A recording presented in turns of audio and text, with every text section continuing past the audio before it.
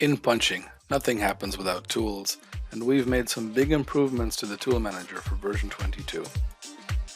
We have a few different goals we want to accomplish, and I'll discuss them here right now. So let's open up the tool manager and take a look. So the first thing we did was we got rid of a different dialog completely and moved a new view in here so we can view the individual nest tooling load, or we can view the task tooling load.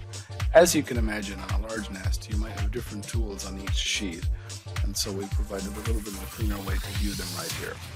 The next thing is the quick load of a tool. Just touch the tool and hit the quick load button.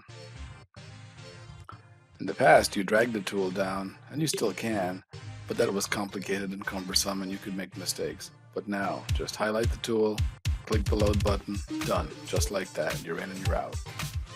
The next thing we've done is once you've loaded up your tools, now you may want to save off this list of tools as a custom turret.